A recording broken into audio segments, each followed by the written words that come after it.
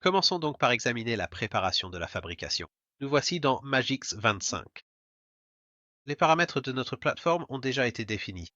Dans ce cas, nous utilisons une Neo 8 cents. Vous pouvez donc voir notre volume de fabrication de 8 cents par 8 cents par 6 cents.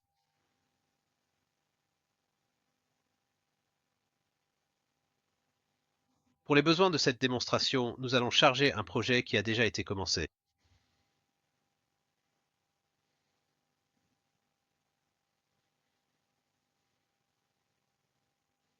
À présent, ces pièces ont déjà été orientées, et l'une d'elles a reçu un support manuel.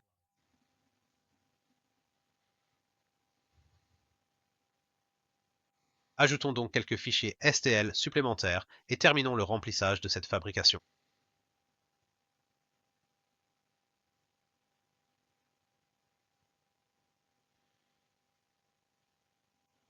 Toutes ces pièces sont destinées à des fins de prototypage, donc nos principaux critères sont l'apparence et la sensation, ainsi que l'ajustement et la fonctionnalité.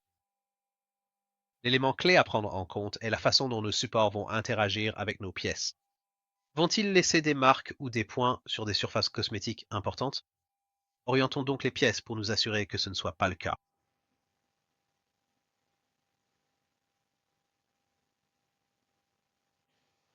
Un autre point important à prendre en compte avec la SLA est de reconnaître que nous avons une lame ou un ricoteur qui se déplace le long de l'axe I.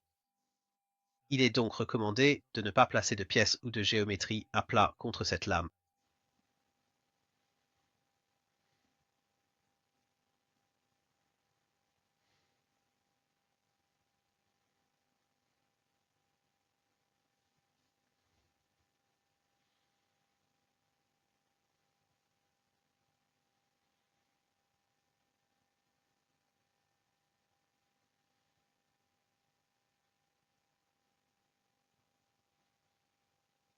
Voici donc la disposition finale de la fabrication.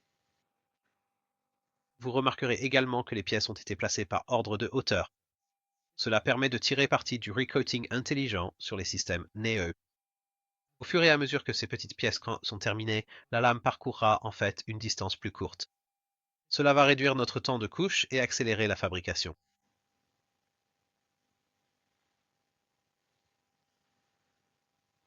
La fabrication est maintenant prête à être exportée. Nous allons utiliser le module SLC ainsi que eStage pour générer les supports.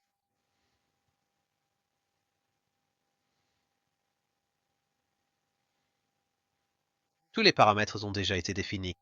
Nous allons utiliser une couche de 100 microns.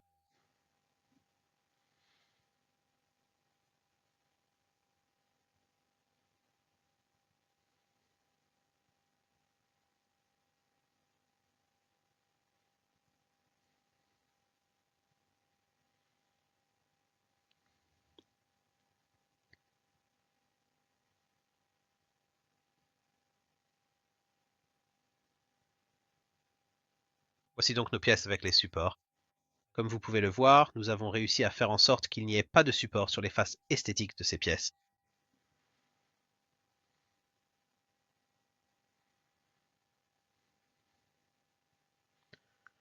Nous allons maintenant prendre nos fichiers SLC générés par Magix et les envoyer dans un fichier zip compressé, qui pourra ensuite être copié dans le logiciel Titanium. Nous allons maintenant utiliser l'assistant Titanium. Il s'agit d'un logiciel de bureau qui vous permet de manipuler certains paramètres de fabrication, comme les vitesses de rechargement, ainsi que le poids Z et d'autres paramètres clés lors de la configuration d'une fabrication.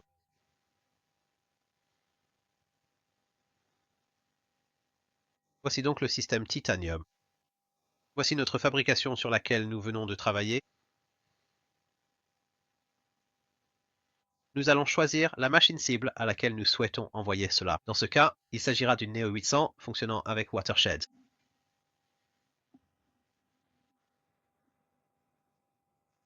L'assistant Titanium va maintenant vérifier l'intégrité des fichiers SLC que nous avons fournis en s'assurant que les supports sont présents et commencent aux bonnes hauteurs, ainsi que les pièces sont à la bonne hauteur.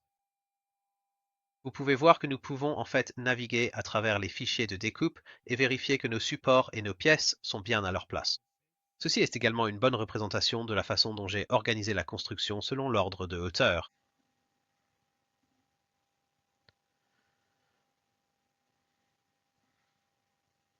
Nous avons donc maintenant une estimation du temps de fabrication.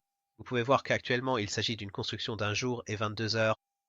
Mais ici, nous pourrions changer par exemple la vitesse de recoat, donc en ralentissant la lame,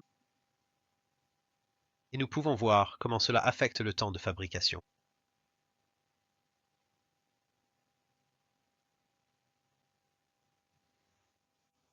Maintenant, ces paramètres sont prédéfinis avec des valeurs recommandées pour chaque matériau.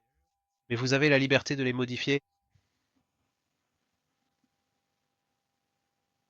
Nous allons maintenant envoyer le travail à notre NEO. Nous voici sur le NEO 8sense. Nous allons sélectionner la construction que nous venons de transférer.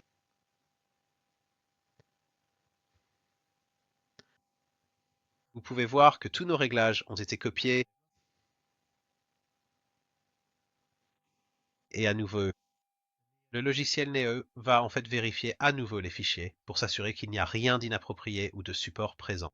Et il n'y a pas de fichiers endommagés.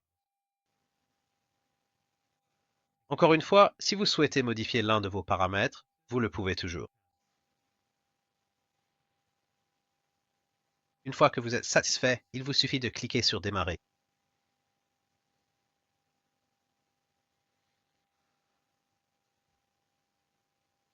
Nous voyons ici, grâce à la vue en direct, que la plateforme est en position de départ. Nous allons maintenant ajouter la résine pour commencer la construction.